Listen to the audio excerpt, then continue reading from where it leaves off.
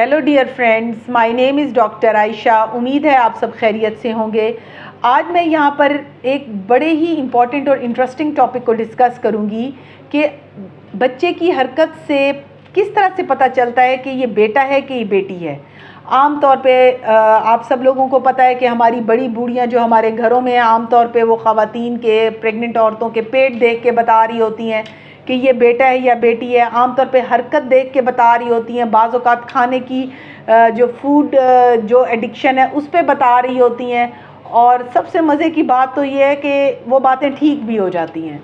आज मैं थोड़ा सा इस मिथ पे बात करूँगी कि बच्चे की हरकत किस तरह से हो कि हमें पता चले कि ये बेटा है कि बेटी है। यहाँ पर मैं आपको बता दूँ कि मैं आम तौर पे पेशेंट्स को हम जब अल्ट्रासाउंड कर रहे होते हैं और हम उनको बताते हैं कि जी ये आपका बेटा है या बेटी है, तो कहती है जी कि मेरी तो सास ने मुझे पहले ही बता दिया था कि ये बेटा है कि बेटी है। तो किन चीज़ों पे बता रही होती हैं, आज उसी पे बात करेंगे। बच्चे की जो हरकत है ये मैं आपको बता दूं कि जो बेटियां हैं वो पेट में तेज़ होती हैं, यानी कि उनकी मूवमेंट आम तौर पे बहुत तेज़ होती है, शार्प मूवमेंट होती है, वो तेज़ तेज़ हिलती हैं।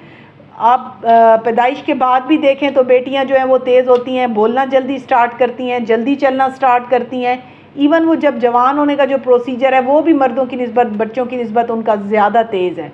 तो इसी तरह एब्डोमेन में भी, पेट के अंदर आम तौर पे बेटियां ज़रा तेज़ हिलती हैं। मूवमेंट जो है मदर को उनकी आसानी अप्रिशिएट हो जाती है, जल्दी अप्रिशिएट हो जाती है। और आम तौर पे वो कहते हैं जी कि बच्चा इतना हिलता है पेट में कि ये हमें सोने ही नहीं देता।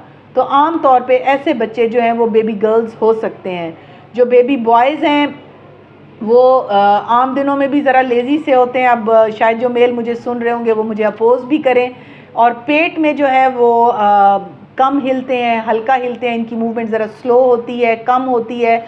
और हैरत अंगेज़ तौर पे बाज़ औक़ात जब हम अल्ट्रासाउंड देख रहे होते हैं तो उस पर जो हार्ट बीट अगर लेस देन 140 आ रही है तो वो मेल होता है, और अगर हार्ट बीट मोर देन 150 160 की रेंज में आ रही हो तो वो बेबी गर्ल होती है। अब बहुत सारी बच्चियां मुझे कमेंट सेक्शन में पूछ रही होती हैं कि डॉक्टर साहब आप 140 आई है, 150 आई है तो क्या है। तो यहाँ पे बड़ा क्लियर कट मैं उनको बता दूं कि 140 से अगर कम हार्ट बीट आ रही है तो ये बेबी बॉय है, अगर इसकी हार्ट बीट मोर देन 150 160 है तो ये बेबी गर्ल है। उसके बाद जो फूड एडिक्शन है वो बेबी बॉयज़ के टाइम मीठा खा रही होती हैं बच्चियाँ। बाज़ को चॉकलेट्स बहुत पसंद होती हैं, स्वीट्स केक्स खा रही होती हैं। आम दिन में कहती हैं जी हम तो मीठा खा ही नहीं सकते, हम इतना मीठा खा रहे हैं। और जो बेबी गर्ल्स होती हैं उन पे खट्टा खाने को दिल करता है या नमकीन खाने को दिल करता है। लेकिन बाज़ बच्चों में इसकी जो फूड एडिक्शन है या जो फूड की हैबिट्स हैं वो बिल्कुल डिफरेंट हैं। बाज़ बच्चियाँ बेबी बॉयज़ में तीखा खा रही होती हैं, तुर्श खा रही होती हैं, स्पाइसी या चीज़ी चीज़ें खा रही होती हैं, और बेबी गर्ल्स की दफ़ा वो मीठा खा रही होती हैं। तो ये पर्सन टू पर्सन भी वेरी करता है कि ज़रूरी नहीं है कि अगर एक इंसान इस तरह से खा रहा है। लेकिन ये जो मैं आपको बता रही हूँ तो जर्नल एक डाटा सा इकट्ठा किया हुआ है जिस पे हम डिस्कशन कर रहे हैं। तो food habits person to person vary करती हैं। अच्छा, आम तौर पे पेशेंट्स को चाय इतनी पसंद होती है लेकिन वो प्रेगनेंसी में चाय छोड़ देती हैं कि जी हम तो पी ही नहीं सकते, हमें इसका जायका ही नहीं आता। तो ये चीज़ें जो हैं ये साथ साथ चलती हैं। जो बेबी बॉय होता है उसमें जो पेट है वो आमतौर पे बाहर की तरफ बहुत प्रोमिनेंट निकला हुआ होता है, नज़र आता है दूर से जैसे एक तिरछी सी ढलवान सी होती है, इस तरह से फीलिंग होती है।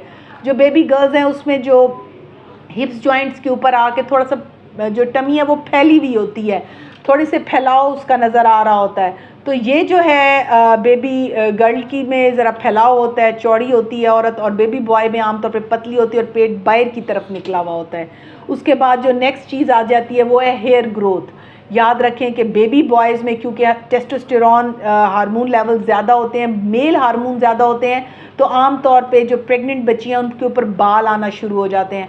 हैरत अंगेज़ तौर पे वो पूरी जो है लाइफ में हेयर ही नहीं होती, लेकिन प्रेगनेंसी होती जाती है तो उनके जो बेबी बॉयज़ जिनके कैरी किया हुआ होता है उन बच्चियों के हाथों पे, चेहरे पे बाज़ औक़ात बाल आना शुरू हो जाते हैं। ये भी बड़ी इम्पॉर्टेंट सिम्टम है। और बेबी गर्ल्स में आम तौर पे हेयर ग्रोथ भी नहीं होती, और जो स्किन है बच्चियों की दफ़ा बहुत शाइनी हो जाती है, खूबसूरत हो जाती है। लेकिन बेटे की दफ़ा क्योंकि मेल हार्मोन ज़्यादा होते हैं तो बाद स्किन रफ़ हो जाती है, खुरदरी हो जाती है, खुश्क हो जाती है। जो बेबी गर्ल होती है, क्योंकि वो भी एक फ़ीमेल है और फीमेल भी फ़ीमेल है, तो ये फ़ीमेल हार्मोन मिलके औरत को ज़रा ज़्यादा खूबसूरत बना देते हैं। मेल के टाइम ज़रा स्किन रफ़ हो जाती है, डल हो जाती है। पेशेंट्स कहते हैं जी हमारा रंग ख़राब हो गया, मुंह पे दाने भी निकल आए हैं। तो आम तौर पे ये बेबी बॉयज़ में इस तरह से स्किन की जो चेंजेस हैं वो भी सामने आती हैं। बट मैं आपको एक बहुत इंटरेस्टिंग बात बता दूं at the end of the video कि इसका साइंटिफिकली कोई प्रूवन नहीं है, इसका कोई हकीकत से ताल्लुक़ नहीं है। साइंटिफिकली हम इसको नहीं मानते। आपने जब भी अपनी जेंडर को कंफर्म करना हो तो आपने डॉक्टर के पास जाना है। 16 से जो है 18 हफ्ते के बीच में जेंडर जो है बहुत क्लियर वाजे होना शुरू हो जाती है। आप 20वें से 24वें हफ्ते में जाके डॉक्टर से आराम से पूछ सकते हैं कि ये बेबी बॉय है या गर्ल है। आमतौर पे पेशेंट जब मेरे पास आते हैं तो मैं उनको जेंडर बता देती हूँ, क्योंकि कहते हैं जी कि हमने कपड़े लेने हैं और इस तरह से शॉपिंग करनी है। तो जेंडर जो है वो आपको आपका गायनाकोलॉजिस्ट, आपका जो रेडियोलॉजिस्ट है वो बता देते हैं, तो आप आराम से अपने बच्चों की शॉपिंग भी कर सकते हैं।